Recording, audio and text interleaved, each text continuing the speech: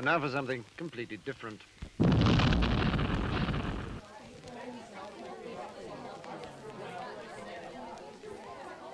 If there is such a thing as a comedy genius, he definitely is one. Please welcome Tyler Daguerre.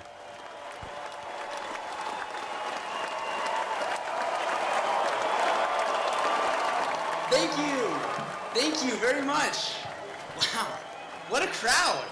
Is that Bob De Niro? Hey, Bobby, what's up, man?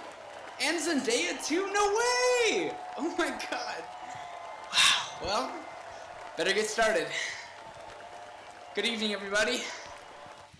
My name is Tyler Daguerre, and like most people, I have a hard time pronouncing my last name. I think I figured it out, though. It's duh, like what you say when a stay-at-home protester gets sick. Gay, as in what everybody thinks I am. And as in, seriously, could he be any gayer? When is he going to admit that he doesn't like Ryan Gosling movies for the acting? My last name is French Basque. Basque, the broad term for the indigenous people of northern France. I was reading up on the Basque people recently, and I found out that most of them are either farmers, seafarers, or stand-up comedians, so I guess I'm following in my ancestors' footsteps. People who took a photography class in college tend to ask me if I'm related to Louis Daguerre, known as one of the fathers of photography. To be honest, I have no idea, but I will always say yes because who's gonna fact check me? Annie Leibovitz? Why not get a pinch of clout from some guy who's been dead for 150 years, right? You know you lived a pretty legendary life if you can still wingman from beyond the grave. I do think I overdo it just a little bit, though. Now every time I see someone take a picture, I run up to them and say, "Hey, let me do it. My great-grandfather invented photography." Also, you're kind of cute. My name's Tyler. Tyler Daguerre. Daguerre. Damn it!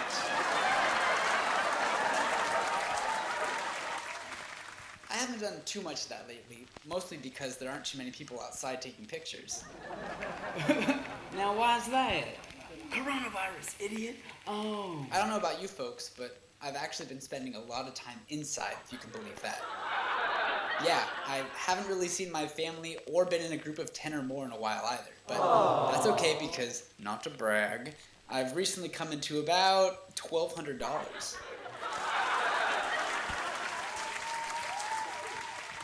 You know, usually when the president gives someone money, it's to pay off one of his mistresses. But I guess in a way, he has fucked all of us. Who knew that being a lazy, introverted germaphobe would pay off? One day you're a parasite to your parents. The next day you're a hero. Things haven't been all that great, though. I've been so bored that I've resorted to watching reruns on Pornhub. It's cool, though, because you catch stuff that you didn't see the first time around. Like, oh, I totally get how the Step Bros' inability to pass biology sets up that rim job scene 3 minutes later. Anti-vaxxers are getting pretty loud right now, which at first was surprising to me. But then I realized that being an anti-vaxxer during a pandemic is like going all in at Vegas. You either win big or you lose everything. Hey, my friend is an anti-vaxxer. Well, was. I feel like this time inside has really forced people to get comfortable with the idea of solitude, and part of that means learning how to distract yourself from all the unhappy voices inside your head. A lot of people are baking bread right now, which I guess is the yeast you can do. I'm not sourdough. I just focaccia could even do that at home. I guess if ciabatta bread maker, you might as well roll with it. How you spend your time is none of my business. Some people, however, decided to run marathons in their house. Yeah, talk about going the extra mile. This guy in France, not my relative, ran back and forth on his balcony like 3,000 times. Yeah, when I first saw that, my initial thought was, dude, you're blowing it for the rest of us. This is supposed to be our time to eat Cheetos in bed and drunk text our exes at 2 p.m. I miss you, Christina. But some people have to go above and beyond. 3,000 times on their balconies. Why, man? Why can't we just collectively take this time off and promise to work hard once this is all over? Then we can pack the gym like it's New Year's Day, create a second wave of cases, and be lazy all over again. That sounds like a pretty decent new normal to me. To be fair, I haven't been completely unproductive. I just finished my first year of law school. Oh yeah, it's super fun taking constitutional law and learning about all the ways that the president's power is supposed to be limited, only to watch him shit all over it in real time. It gets to a point where we'll ask the professor, can he do that? And they'll say, legally no, but is anybody gonna stop him? Politicians have spent their entire lives arguing for the integrity of the Constitution and are now watching it get destroyed in real time by somebody who probably thinks that a filibuster is that ghost movie with Bill Murray. Being in law school while Trump is president is like learning how a gun works and then subsequently getting shot in the face. In this case, though, the guy who shot you would then proceed to blame the previous gunman. I still hear people saying, no one ever gives credit to Trump. Okay, look, the very few things that Donald Trump has done well during his presidency in no way should detract from all of the damage that he has caused.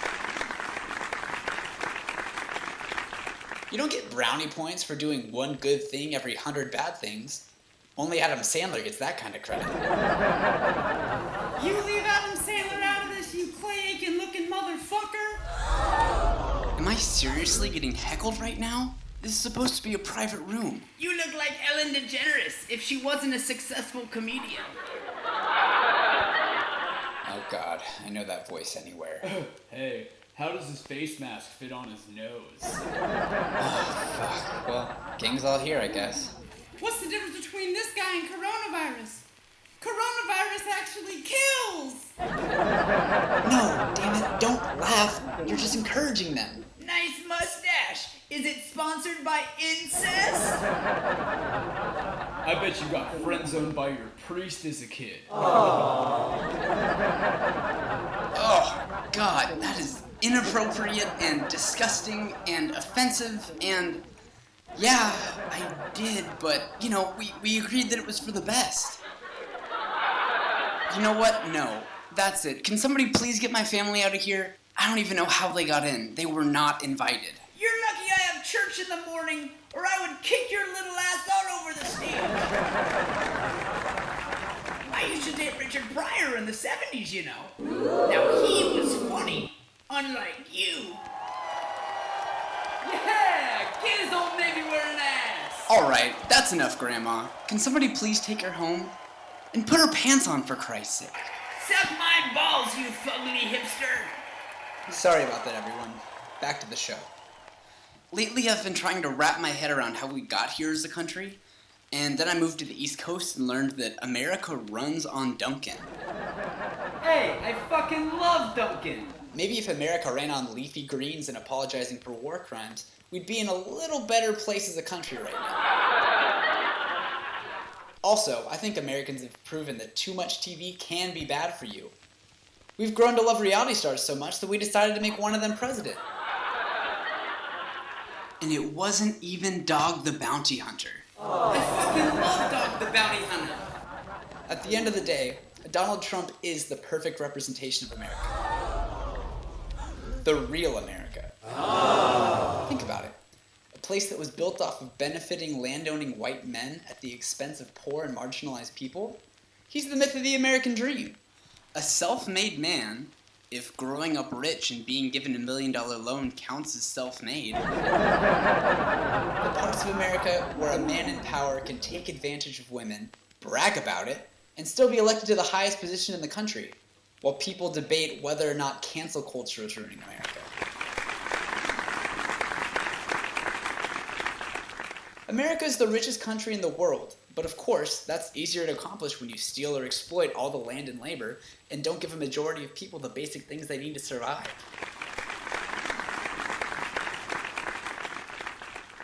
Donald Trump embodies the irony and vitriol of a country that wants so desperately to be great again, but is crumbling under the weight of its own bullshit.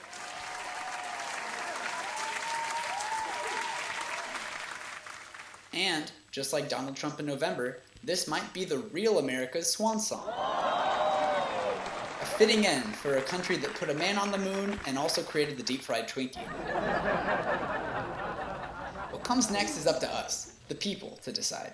Which is difficult because I can barely pick a place to eat, much less the direction of a country. That's why it's important that we collectively usher in a new era, together. A political potluck, if you will, but with masks and 6 feet of separation. I'll bring the Purell! Part of me is still excited for what the future holds. I do know this, though.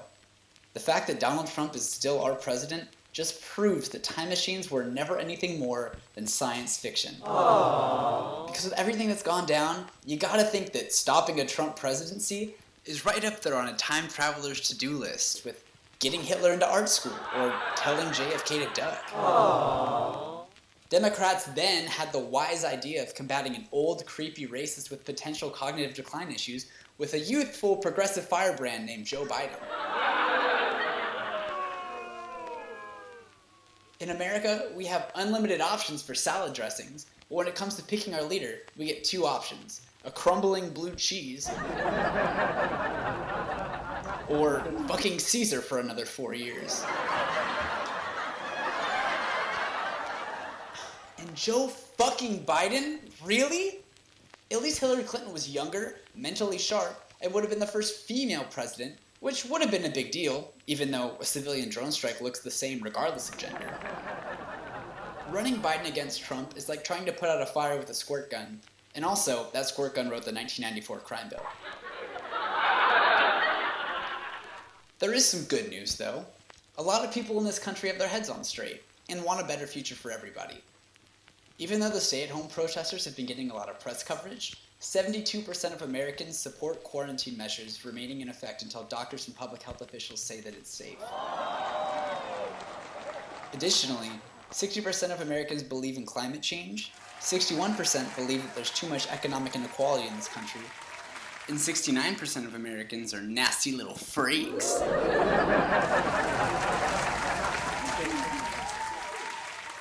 Of course, there was a popular senator running for president who's been saying this shit for the last 30 years, but I get it. He should have smiled more. The point is, the stay-at-home protesters don't reflect how most people think.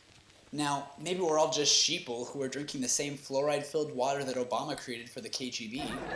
But either way, about 2/3 of our country, roughly, agrees on a number of progressive policy issues. As for the other folks, well, we just gotta develop a third immunity. But how do we do this? Well, there are a lot of ways that we can make positive, local changes in our community. But there's one thing in particular that we can all do collectively that could have a significant impact on the people around us. Is it holding in our farts until we get home? And that thing is going back on Facebook. Oh, same thing. I know. Hear me out. A lot of people get their news from Facebook, which is a lot like buying a pregnancy test from the dollar store. It's probably inaccurate, but it sure is convenient. Disinformation and media illiteracy are huge problems and significantly influence how people vote. By bringing your unique perspective to Facebook, you're opening yourself up to having difficult conversations with people that disagree with you, and therefore are more likely to stir up conversation, debate, and potentially influence more people than you would on something like Twitter. Yeah, less preaching, more dick jokes! If my Twitter feed could vote, it would have made Bernie Sanders president in 2016. If my Facebook feed could vote, it would be a 3-way tie between Alex Jones, the Plandemic documentary, and a popular meme from 6 months ago. I know that most of us have abandoned Facebook like an old Tamagotchi. Oh shit, my Tamagotchi! But Facebook is truly consequential for elections.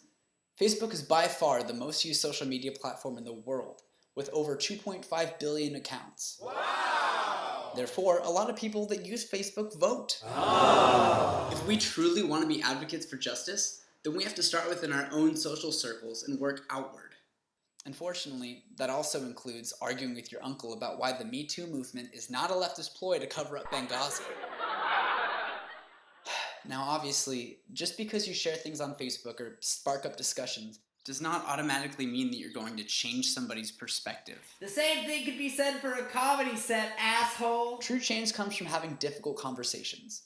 Having those conversations is hard work and requires a lot of patience. Especially if you're a doctor. However, what I realize is that I spend all of my time on Twitter, and most of my feed is just things and people that I agree with. Oh, is that why you follow Mia Khalifa? Facebook, on the other hand, is filled with people that not only disagree with me, but also called me gay in high school. I'm looking at you, Aunt Carol. You kicked me out, remember? Now, I'm not saying that it'll be fun, but it's necessary, like doing the dishes or wearing condoms.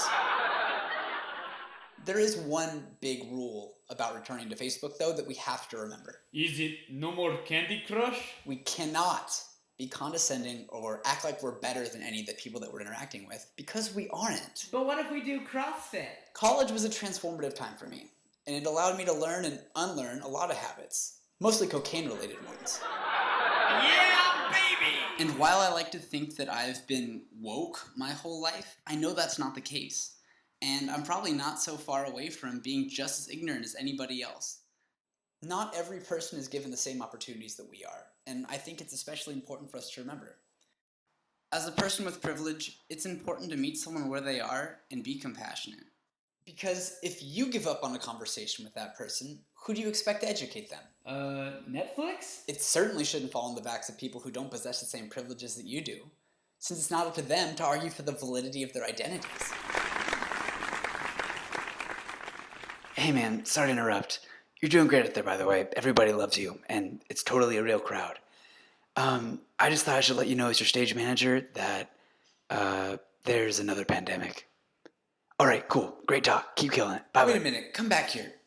There's another pandemic? Yeah, apparently someone in Australia ate a koala bear that had chlamydia, and now it's airborne and highly contagious. Highly contagious airborne chlamydia?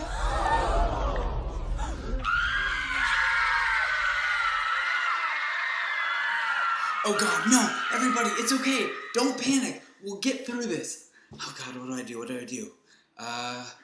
Imagine there's no heaven. Shut the fuck up! Right, that doesn't work. All right, time to panic. And, one more thing. What? It's Godzilla. Oh no, this wasn't part of the show at all. I haven't even gotten to my bit about gerrymandering yet. Thank you, Godzilla, for saving us. Oh yeah, I almost forgot. Here's a letter from the president. The president? Well, I'll see what it says, I guess.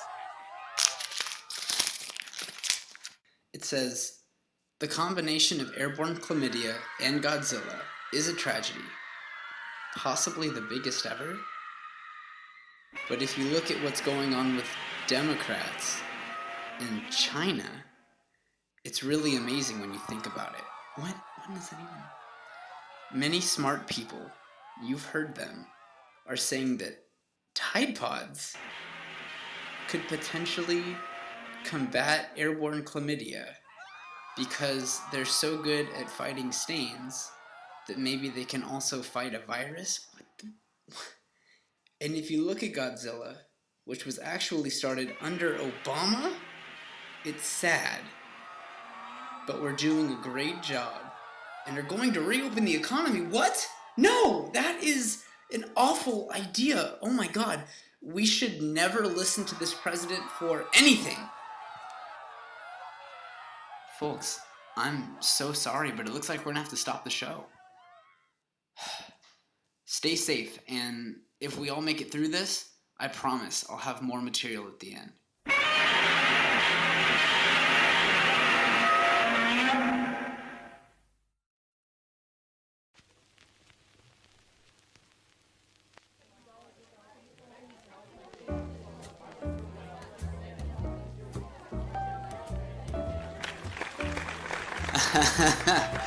Thank you.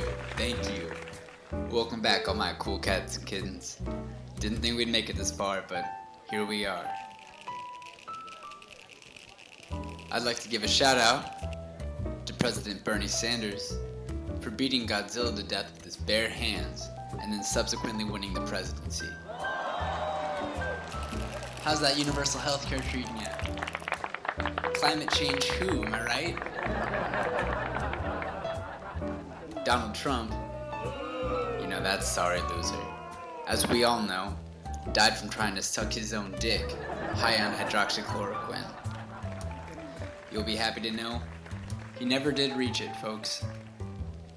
Now, without further ado, as promised, I got a few lines here, and I'd like to perform them for you if that's alright.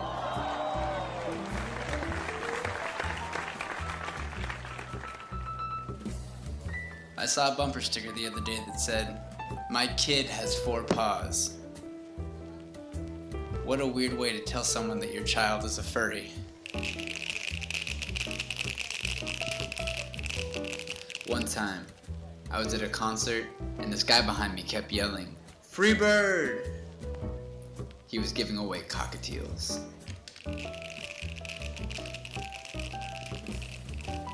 I feel like the term indecent exposure implies that there's some sort of decent exposure. The HR person at my job disagrees. I quit smoking cigarettes recently. Studies show that nicotine is more addictive than heroin, so I'm gonna quit that one next. I've been meaning to pick up my ADD medication, but I keep getting distracted.